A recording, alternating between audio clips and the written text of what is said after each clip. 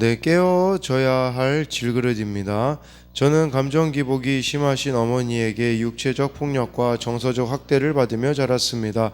어머니는 특히 저의 성적에 예민하게 반응하셨는데 시험 문제를 하나만 틀려도 온몸에 멍이 들도록 저를 때리셨습니다.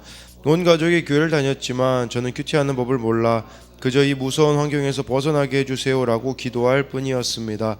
그렇게 우울과 불안, 부모님을 향한 원망이 가득했던 저는 고3 때 친구와 함께 가출했다가 친구의 자살을 목격하게 되었습니다. 그 사건으로 저는 큰 충격에 휩싸인 채 강제 전학을 갔습니다. 하지만 이 모든 사건이 나와 우리 가족을 구원하시려고 하나님이 허락하신 긍휼하심인 것을 그때는 전혀 알지 못했습니다. 그 후 저는 서울에 있는 대학교에 다녔습니다. 세상에서 이기고 또 이기고자 혼미한 마음으로 사법시험을 준비했습니다.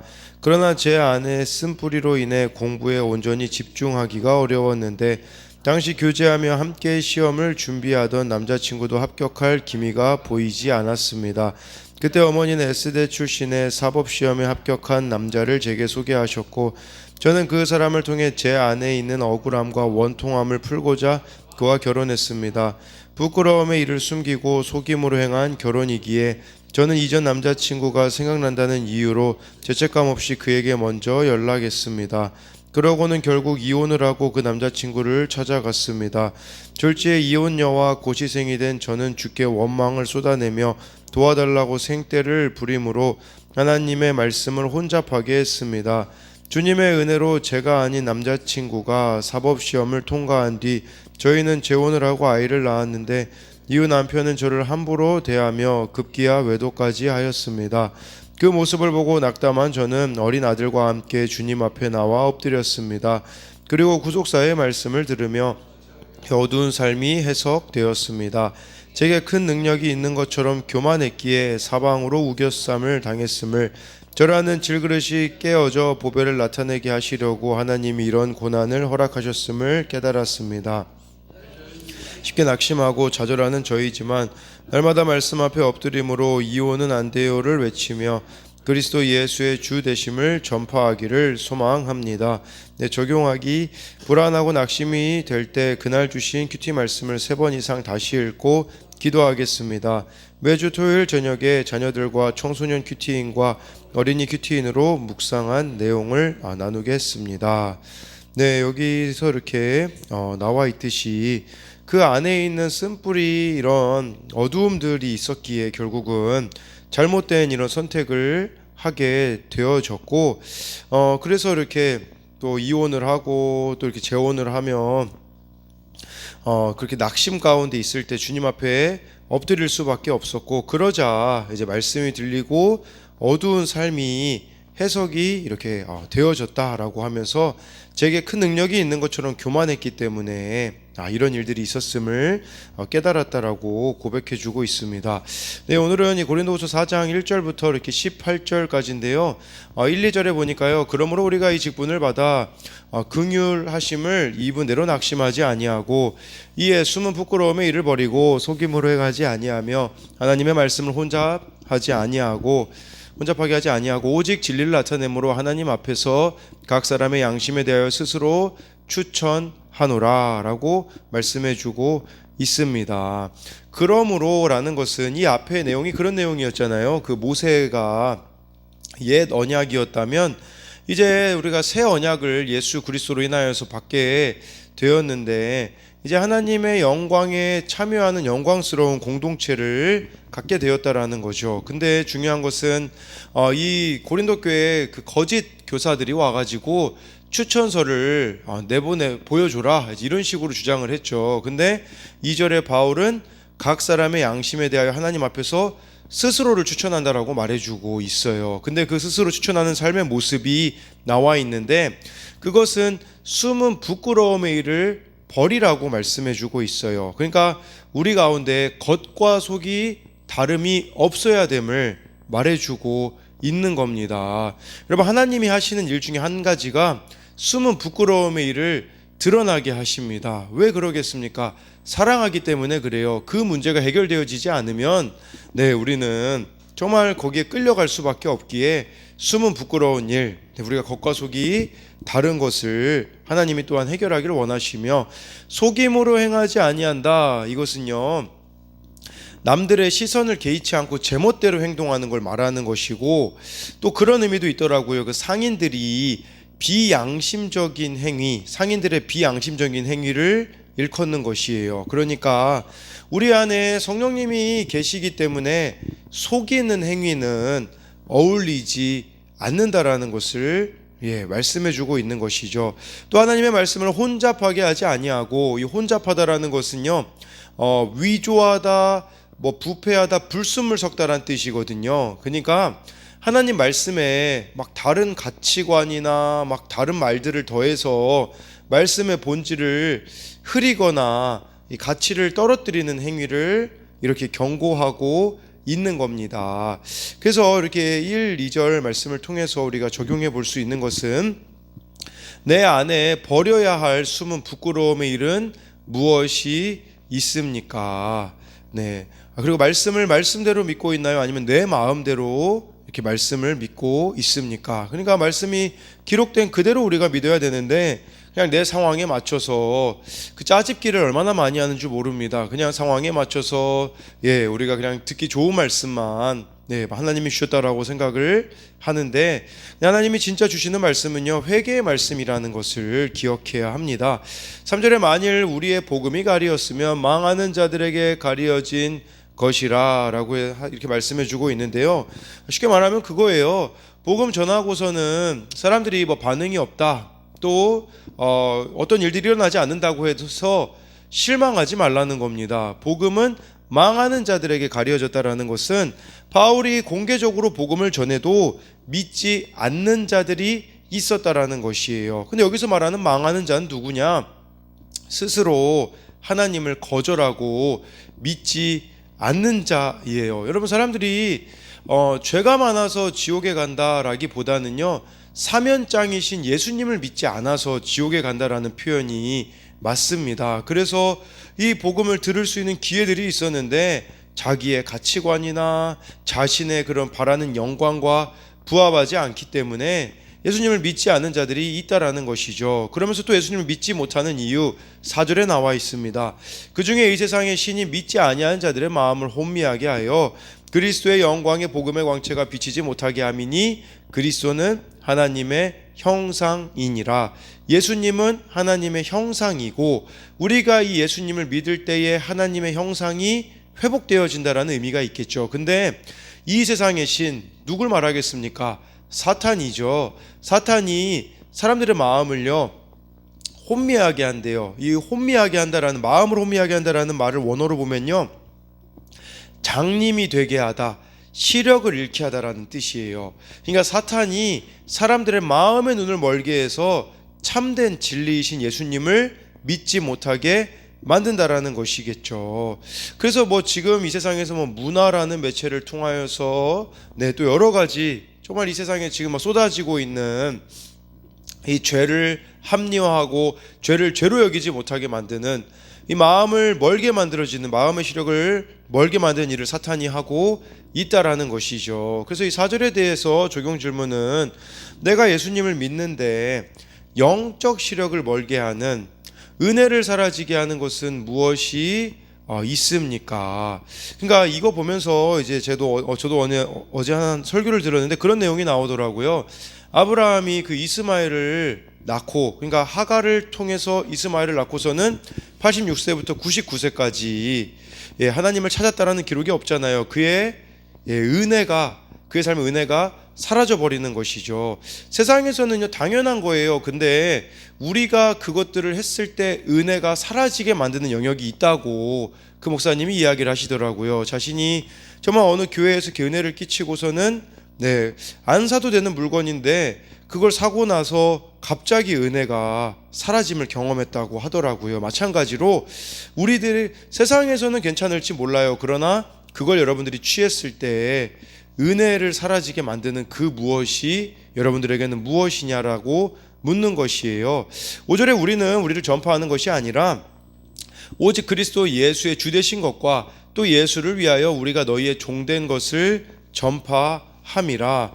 여러분, 예수님이 주 되신 거, 그리고 예수님이 여러분들에게 주 되신 것을 전파하는 사람은요, 너희의 종된 것, 사람들의 종으로 섬기게 된다라고 이렇게 말씀해 주고 있습니다. 저는 이 말씀 그때 김양재 목사님에게 들었던 것은, 남편이 살아있을 때 그렇게 샴푸통을 그 머리에다 이렇게 부었을 때 그냥 너무 마음이 힘들었는데 그날 주신 말씀이 이거였다라고 하더라고요. 그래서 남편을 위해서 진짜 예수님이 주 되시면 남편의 종이 되어 줘야 되는데 그렇지 못한 자신을 돌이킴으로, 어떻게 보면 억울하지 않습니까? 남편이 그렇게 일방적으로 샴푸통을 머리에 부었는데, 근데 그 말씀 듣고 저녁에 가서 남편 앞에 당신의 이렇게 종이라고 고백을 했다라는 그런 이야기를 들었는데요. 이 5절에 대한 적용 질문은, 예수님이 주가 되시기에 구원을 위해 내가 종으로 섬겨야 할 사람은 누구입니까? 바울에겐 예수님이 주인이었기 때문에 고린도 교회 성도들의 종이 되어서 바울이 섬겼다라고 이렇게 고백해 주고 있는 것이 바로 이 5절의 말씀입니다. 6절에 어두운 데에 빛이라 말씀하셨던 그 하나님께서 예수 그리스도의 얼굴에 있는 하나님의 영광을 아는 빛을 우리 마음에 비추어 주셨느니라 라고 해가지고요. 우리 이 예수님을 여러분들이 이렇게 믿게 되어지면 우리 마음에 빛이 비추어진다라는 것이 무슨 말이겠습니까? 여러분 안에 있는 어두움이 사라진다라는 것을 말씀해 주고 있는 것이죠. 7절에 우리가 이 보배를 질그릇에 가졌으니 이는 심히 큰 능력은 하나님께 있고 우리에게 있지 아니함을 알게 하려 함이라. 질그릇은요, 진흙으로 빚어 구운 그릇이기 때문에요, 비싸지도 않고 쉽게 깨지고요, 가치가 그렇게 크지 않아요. 근데 이게 우리가 이 질그릇 같다라는 거죠. 근데 우리 안에 보배 되시는 예수님이 담겨질 때에 그 가운데 이렇게 능력이 하나님께 있고 우리에게 있지 아니함을 알게 하려 함이다라는 것은요, 그러니까 구원하고 변화시키는 그 능력은 하나님께 있는 거지 질그릇 같은 우리에게서 나올 수 있는 것이 아니라고 말씀해 주고 있어요. 여기 본문 해설에 보면요, 질그릇인 우리가 깨지면 깨질수록 보배이신 예수님이 더 잘 보이게 된다라는 말이 쓰여 있더라고요. 그러니까 질그릇인 우리가 잘 깨질수록 예수님이 더 잘 보이게 된다라는 것을 적용 질문으로 하자면, 보배이신 그리스도를 보여주고자 먼저 내가 깨져야 할 것은 무엇이 있습니까? 나는 주님이 쓰기에 편한 질그릇인가요? 아니면 쓰기 어려운 금그릇인가요?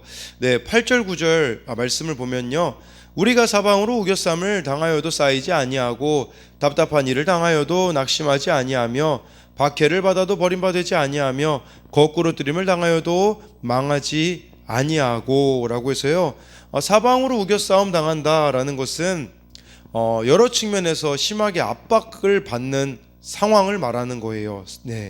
그 다음에 여기 답답한 일을 당한다, 이것도 또 상황을 말하는 건데요, 어쩔 줄 모르는 상황을 만나는 것이죠.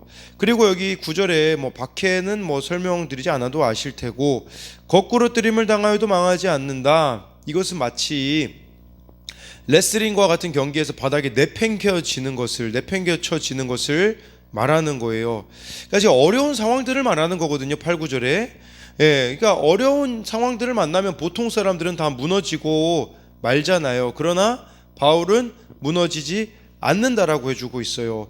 어떻게 이런 상황에, 우리가 상황과 환경이 얼마나 쉽게 끌려가는 존재들입니까? 근데 거기에 어떻게 끌려다니지 않을 수 있냐면 10절 11절에 나와 있어요. 우리가 항상 예수의 죽음을 몸에 짊어짐은 예수의 생명이 또한 우리 몸에 나타나게 하려 함이라. 우리 살아있는 자가 항상 예수를 위하여 죽음에 넘겨짐은 예수의 생명이 또한 우리 죽을 육체에 나타나게 하려 함이라 라고 말씀해 주고 있습니다. 그러니까 예수님이 지탱해 주시기 때문에, 예수님의 생명이 그를 지탱해 주시기 때문에 8절과 9절 같은 상황에서도 이겨낼 수가 있는 것이죠. 그리고 여기서 예수님의 죽음을 짊어진다라고 10절에 하잖아요. 항상 예수의 죽음을 몸에 짊어진다라는 게 무엇을 말하겠습니까? 매일 예수님과의 관계에 내 자아가 죽어가는 것을 뜻하는 겁니다. 그러니까 내 자아가 죽는 자기 부인 십자가를 지는 것을 예수의 죽음을 몸에 짊어진다라는 말이에요. 우리가 십자가를 지면 어떤 일이 벌어집니까? 예수의 생명이 우리 몸에 나타난다라고 해주고 있어요. 무슨 생명입니까? 이게 부활의 능력이에요. 부활의 생명이라는 것을 말하는 것이죠. 예수님이 누구든지 나를 따라오려거든 자기를 부인하고 자기 십자가를 지라는 것은요, 비참해지라는 말이 아니라 그렇게 살아가는 자들에게는요, 부활의 생명을 주시겠다라는 것을 말씀해주고 있는 것이에요. 그러니까 옛사람을 늘 죽여야 된다. 10절 11절이 그런 의미예요. 날마다 우리의 옛사람을 죽인다면, 끊임없이 막 옛사람이 올라오지 않습니까? 그래서 그 옛사람을 죽이면 이제 예수님의 생명이 우리 몸에 나타나게 되어진다라는 것이죠. 날마다 옛사람을 죽이지 않으면요, 예수님의 죽음은 무의미해진다라는 것을 기억해야 합니다. 그래서 10절 11절에 대한 적용 질문은 내가 날마다 죽여야 할 옛사람의 모습은 무엇이 있을까요? 12절에요. 그런즉 사망은 우리 안에서 역사하고 생명은 너희 안에서 역사하느니라. 여러분, 복음의 길은 꽃길이 아니라 가시밭길이라고 말씀해주고 있어요. 사망은 우리 안에서 역사한다. 바울과 그의 동역자들을 말하는 거예요. 이들이 정말 이 고린도 교회 성도들을 위하여서 이렇게 가시밭길을 걸어갔다라는 거죠. 생명은 너희 안에서 역사한다라는 것은 그것에 대한 열매들을 이들이 맺게 되어짐을 나타나고 있다라는 것이죠. 그래서 이제 13절에요. 기록된 바 내가 믿었음으로 말하였다 한 것 같이 우리가 같은 믿음의 마음을 가졌으니 우리도 믿었음으로 또한 말하노라. 기록된 바라는 것은 바울이 구약 성경을 인용한 거예요. 시편 116편 10절을 인용한 겁니다. 시편 116편 10절인데 이렇게 쓰여 있어요. 내가 크게 고통을 당하였다고 말할 때에도 나는 믿었도다. 이 말씀이에요. 크게 고통 당하였다고 말할 때도 나는 믿었다라는 것은 여러 가지 그 시편 기자가 환난 속에서도 하나님을 굳게 믿었던 것처럼 바울 자신도 크게 고통을 당하고 있지만 하나님을 믿겠다라는 이렇게 말씀을 붙잡고 살았던 또 바울의 모습이 여기에 나타나 있는 것이죠. 14절에 주 예수를 다시 살리신 이가 예수와 함께 우리도 다시 살리사 너희와 함께 그 앞에 서게 하실 줄을 아노라 라고 말씀해주고 있어요. 그러니까 이 부활은 이제 부활을 말하는 겁니다. 그러니까 이 부활은 물론 미래의 경험이 되겠죠. 근데 그것은 예수님과 함께, 즉 여기 예수님과 함께라는 말은 예수님과의 연합 속에서 이루어진다라는 말이에요. 그러니까 바울의 이 부활 신앙은 매일 마주하는 죽음과 고난을 뛰어넘게 한다라는 거예요. 여러분들이 이 부활 소망을 가졌으면요, 현실에 얽매여 즉흥적인 삶을 살지 않게 되어진다라는 것을 기억해야 합니다. 16절로 넘어가면요. 그러므로 우리가 낙심하지 아니하노니 우리의 겉사람은 낡아지나 우리의 속사람은 날로 새로워지도다 라고 말씀해주고 있어요. 여러분, 우리가 낙심하지 않는다, 낙심한다라는 것은 두려워하다, 포기하다, 낙심하다라는 의미가 이 원어로 보면 있는데, 낙심하고 두려워하는 것은 마음이 나쁜 상태로 돌아가는 것을 말하는 거예요. 그러니까 그래서 이렇게 우리는 그렇게 마음이 나쁜 상태로 돌아가지 않는다라는 거겠죠. 겉사람은 낡아지나 속사람은 새로워진다. 여러분, 세상 사람들은 겉사람을 얼마나 중요하게 생각합니까? 그러나 바울은 속사람을 더욱더 귀하게 여겼다라는 것을 말씀해주고 있어요. 그러니까 겉사람은 외면이고 속사람은 내면이라고 할 수 있겠죠. 그래서 16절에 대해서도 적용 질문은 내가 신경 쓰고 있는 것은 겉사람, 외면인가요? 아니면 속사람, 내면입니까? 17절, 18절 보면요. 우리가 잠시 받는 환난에 경한 것이 지극히 크고 영원한 영광에 중한 것을 우리에게 이루게 함이니 우리가 주목하는 것은 보이는 것이 아니요 보이지 않는 것이니 보이는 것은 잠깐이요 보이지 않는 것은 영원함이라 라고 말씀해주고 있어요. 그러니까 여기 이 세상 속에서 환난은 이 고난이라는 것은요, 인간의 관점으로 참 버거운 것이지만 하나님 나라의 영광에 비하면 아무것도 아니라는 게 17절 말씀의 의미예요. 그리고 18절에 그렇기 때문에 바울은 이런 무거운 환난이 잠시 받는 가벼운 것에 지나지 않을 수 있는 이유는 특별한 시각장치가 있기 때문이에요. 아까 그 사람들은 마음이 혼미하게 되었다고 하잖아요. 4절에 사탄에게 이끌림 받는 자들은.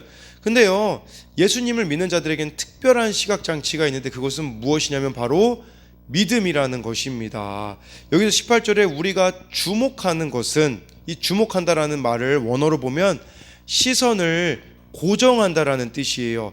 지속적으로 시선을 고정하고 살아가고 있다라는 거겠죠. 근데 이 고정하는 시선이 무엇이겠습니까? 제가 생각하기에는 히브리서 12장 2절 믿음의 주요 또 온전하게 하시는 이인 예수를 바라보자. 그는 그 앞에 있는 기쁨을 위하여 십자가를 참으사 부끄러움을 개의치 아니하시더니 하나님 보좌 우편에 앉으셨느니라. 무엇을 주목해야 됩니까? 영어 성경에는요 fixed on이라고 써 있어요. 시선을 고정해라. 누구에게? 예수님에게 시선을 고정하는 삶을 우리가 살아가야 한다라는 것이겠죠. 그래서 이 18절에 대한 적용 질문은 지금 내가 주목하지 않아야 하는 소망과 관심은 무엇이 있습니까? 끊임없이 세상에 그런 가치관들이 쓰나미처럼 밀려 들어오는 시대 가운데 우리가 살아가고 있지 않습니까? 그 가운데 우리가 예수님께 주목하지 않는다면 우리는 흘려 떠내려갈 수밖에 없는 자들임을 저와 여러분들이 기억하심으로써 정말 이 질그릇과 같은 우리에게 담기신 보배이신 예수 그리스도를 우리가 주목하고 의지함으로 자기 부인하고 십자가 지는 삶으로 나아갈 때에 부활의 생명의 능력으로 상황과 환경을 이겨내는 또 저와 여러분들이 되기를 소망합니다.